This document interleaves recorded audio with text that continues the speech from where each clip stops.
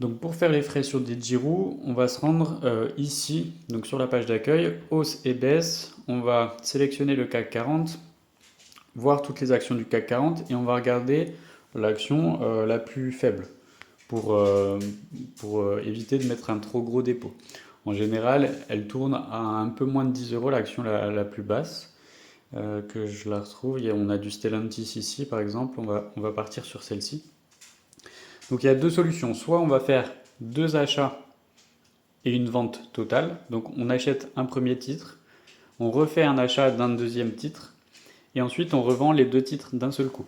Ce qui va nous faire 6 euros de frais, puisqu'on a 2 euros de frais à chaque ordre, donc d'achat ou de vente. À savoir que les ordres, enfin les frais au passage d'ordre, ils vont être remboursés de mémoire, c'est à peu près 30 jours après, quoi qu'il arrive, donc jusqu'à 100 euros de frais. Donc peu importe, c'est plutôt à toi de voir comment tu veux gérer ton portefeuille et tes dépôts, etc. Ça maximise les frais. Si par contre tu veux mettre que 15 balles sur le compte maximum, tu peux faire un achat, une vente, un achat, une vente, et c'est tout. Et après tu retires.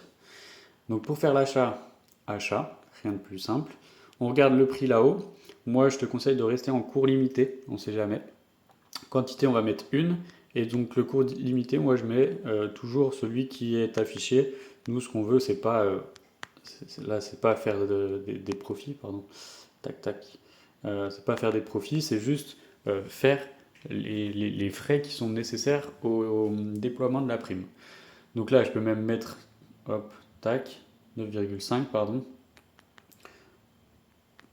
Tac, oh, aïe, aïe, aïe, pour être sûr que ça passe. Et ensuite, je valide l'ordre. Moi, ça ne va pas passer, mais il m'indique que l'ordre, s'il avait dû être passé, j'aurais dû avoir 11,5. Pourquoi? Parce qu'il y a les 9,5 que j'ai mis du cours limité, plus les 2 euros de frais, comme j'ai dit juste avant.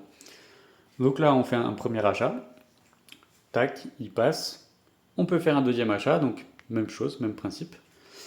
Et ensuite, on va les revendre. Donc on va alors moi, j'en ai pas, mais dans ton portefeuille, en fait, tu auras euh, des choses, des positions ouvertes. Donc là, j'ai même mes positions fermées qui seront affichées et tu pourras les revendre. À savoir que comme les frais sont remboursés, ça peut aussi être très intéressant de faire des achats concrets plutôt que de juste maximiser les frais, etc.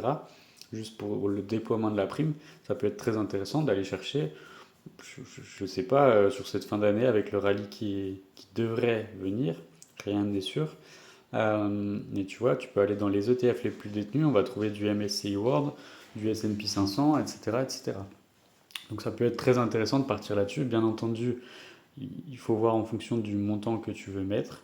Euh, mais du coup, les frais sont remboursés. Donc il y en a beaucoup qui aiment bien faire leurs achats sur des Giro du fait des frais remboursés. Et ensuite, après, ils repassent sur leur courtier habituel ou sur leur PEA, etc.